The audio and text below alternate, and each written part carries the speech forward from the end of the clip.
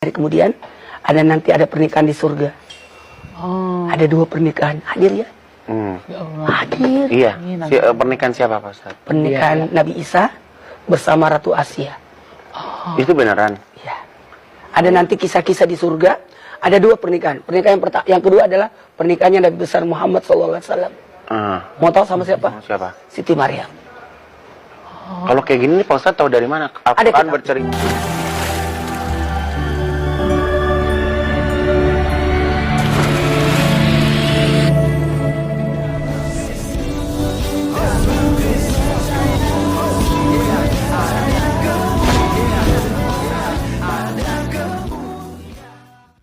Salam Alechem Bisem Yeshua HaMashiach. Salam Alechem Bisem Yeshua HaMashiach. Salam damai sejahtera dalam nama Tuhan Yesus Kristus untuk kita semua. Teman-teman sekalian, pada video kali ini kita akan membahas tentang pernikahan di surga ya, seperti yang dipaparkan oleh Ustadz ya. Dimana ini dia bercerita kepada Bang Ivan Gunawan ya, seorang artis. Dan ya begitu meyakinkan sekali kawan-kawan sekalian, kisah-kisah yang diceritakannya bahwa nanti di sorga itu ada 2 pernikahan. Dan dia minta agar Ivan Gunawan dan juga ada rekannya yang ada di situ, dan mungkin ada beberapa orang termasuk yang syutingnya begitu ya. Dia katakan jangan lupa hadir ya. Nanti ada surat undangannya lah begitu ya. Jadi pernikahan Nabi Isa dengan Ratu Asia dan pernikahan Muhammad nabinya ya kepada Siti Maryam, tentu ibunya daripada Isa Al-Masih yang dituliskan dalam Al-Quran ya. Teman-teman sekalian, ya saya tidak tahu apakah Juma, Uniriva, Donditan, Nandar ini sepakat atau tidak sepakat dalam hal ini ya. Dan kali ini kita akan berkomentar teman-teman sekalian, kita akan lihat seperti apa videonya. Kita akan saksikan bersama ya teman-teman ya, kita akan simak ini berikut videonya. Kemudian ada pernikahan.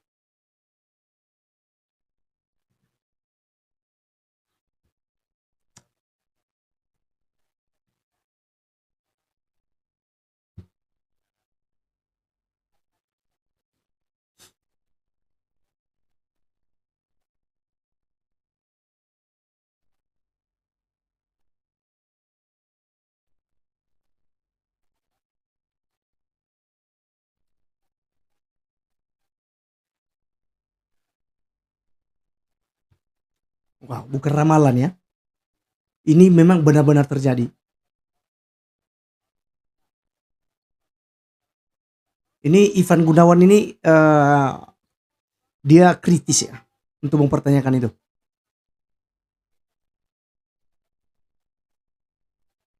Oh, dari hadis Nabi.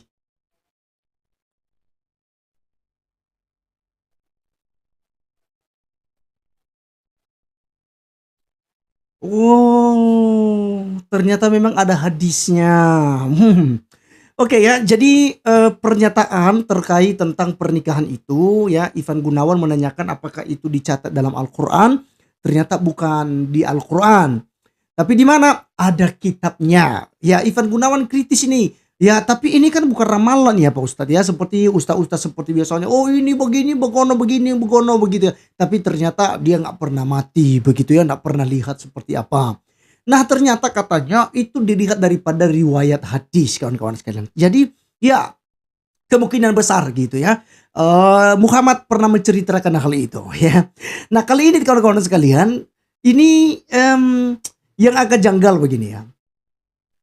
Nabi Isa menikah dengan Ratu Asia. Ratu Asia namanya siapa ya? Begitu, itu yang pertama dulu. Kemudian Nabi Isa ini siapa? Apakah memang ini sama dengan Yesus yang mereka sama-sama selama ini atau tidak? Ya, tapi dalam perspektif kekristenan itu tidak sama ya.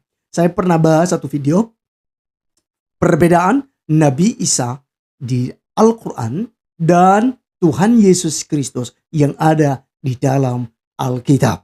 Dan bahkan dalam kitab Kristen Arab juga menuliskan Nabi Isa Al-Masih, ya sekali lagi Isa Al-Masih, tapi tidak seperti yang diceritakan oleh Al-Quran. Jadi apa yang diceritakan dalam kitab Kristen, baik itu berbahasa Arab maupun juga dalam berbahasa Indonesia dan berbahasa-bahasa lain, bahasa Ibrani, Yunani, itu tidak sama dengan apa yang diajarkan di dalam Al-Quran. Jadi kita ngambil kesimpulan bahwa Isa dalam Al-Quran dan Isa ya yang dikenal yaitu Tuhan Yesus Kristus dalam Alkitab, ya orang yang berbeda dengan nabinya orang Islam. Karena juga kita melihat silsilahnya, bahkan juga ciri-cirinya dan mujizat-mujizatnya itu jauh berbeda, ya. Seperti Nabi Isa kan katanya pernah berbicara waktu bayi. Ternyata itu adanya di kitab apokrifa, kitab palsu orang yang ditulis ya di abad ke sekitar 14 sampai 15 begitu ya, ditulis di Italia gitu ya, oleh orang yang tidak jelas begitu ya, dan sementara para rasul tidak pernah berbahasa Itali. Jadi itu yang harus dicatat kawan-kawan sekalian. Jadi adanya di kitab-kitab apokrifa. Nah kawan-kawan sekalian, ini sangat mengerikan sekali, di mana Muhammad itu sendiri katanya, kata Pak Ustadz, akan menikah dengan Siti Maryam, ibunya Nabi Isa barangkali. Ya memang dia nggak bilang itu ibunya Nabi Isa, tapi barangkali karena Siti Maryam ini itu adalah ibunya Nabi Isa, saudara Musa. Setahu kita begitu ya kawan-kawan sekalian. Itu setahu saya Maryam itu adalah saudara Musa kawan-kawan sekalian. Ya, jadi di sini kita bisa melihat bahwa apa yang diajarkan ya di dalam agamanya sama sekali tidak sama dengan ajaran di dalam Kristen. Ya, mari kita lihat apa yang diajarkan oleh Tuhan Yesus Kristus ya. Ya jelas ya, sangat berbeda dengan apa yang mereka ajarkan ya. Kita lihat apa yang diajarkan oleh Tuhan Yesus. Matius 22 ayat 30. Ya, ketika orang-orang Saduki bertanya ya kepada Tuhan Yesus Kristus dari ayat 23 ya teman-teman. Dikatakan bahwa ada 7 bersaudara, lalu yang pertama menikah dengan salah seorang perempuan ya, dan dia belum sempat memberikan keturunan, lalu suaminya itu meninggal, dan menurut hukum Yahudi adiknya harus menikahi istri abangnya. Lalu belum juga memberikan keturunan, sudah meninggal. Yang anak ketiga, anak keempat, anak kelima, anak keenam, ketujuh, semuanya mati. Dan sudah semua menikahi perempuan ini. Pertanyaan orang Saduki, siapakah? Ini kan mencobai Tuhan Yesus. Siapakah yang menjadi suaminya kelak dalam kerajaan sorga? Lalu apa kata Tuhan Yesus teman-teman sekalian? Di dalam ya ayat 29 ya, pertanyaan mereka kan ayat 28. Siapakah di antara ketujuh orang itu yang menjadi suami perempuan itu pada hari kebangkitan? Sebab mereka semua telah beristrikan dia. Yesus menjawab mereka, kamu sesat, sebab kamu tidak mengerti kitab suci maupun kuasa Allah. Karena pada waktu kebangkitan orang tidak kawin dan tidak dikawinkan, melainkan hidup seperti malaikat di sorga. Jadi sangat jelas, sangat berbeda. Dalam surganya Kristen tidak ada kawin mengawin, tidak ada 72 bidadari, tidak ada pernikahan. Baik pernikahan Nabi Isa, pernikahan siapapun begitu ya, tidak ada dalam surga. Ya apalagi teman-teman sekalian, Tuhan Yesus Kristus ya tidak pernah begitu. Bahkan selama ada di dunia saja itu dia tidak berbuat dosa gitu. Dia tidak pernah memikirkan hal-hal seperti itu. Ya, jadi itu sangat fitnah sekali jika dituduhkan pada akhirnya jika Nabi Isa yang dimaksudkannya lalu disamakan dengan Tuhan Yesus Kristus. Jadi teman-teman sekalian, bagaimana pendapat teman-teman terkait tentang narasi hal ini? Apakah memang setuju ya bahwa ada pernikahan di sorga? Silakan tulis di kolom komentar.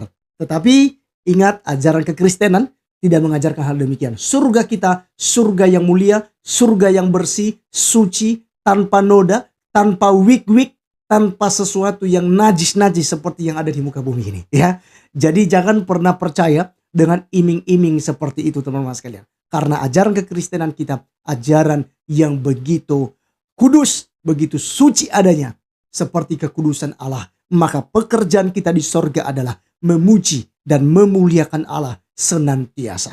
Sama seperti para malaikat saat ini, teman-teman sekalian. Mereka hanya memuji dan memuliakan Tuhan, kawan-kawan sekalian. Lalu diperintahkan juga oleh Tuhan dengan tugas-tugas yang mulia kepada mereka. Jadi tidak ada pernikahan. Hidup seperti malaikat di sorga. Ya, karena malaikat itu tidak punya jenis kelamin. Mereka tidak beranak cucu. Karena perintah itu hanya diberikan kepada manusia. Jadi ketika kita meninggal lalu dibangkitkan dengan tubuh kemuliaan, maka tentu kita tidak punya lagi fisik, gitu ya, seperti di dunia ini gitu, yang bisa kawin mengawin dan beranak cucu. Jadi teman-teman sekalian, bagaimana pendapat kalian? Jangan lupa untuk tulis di kolom komentar. Tuhan Yesus memberkati kita. Salam.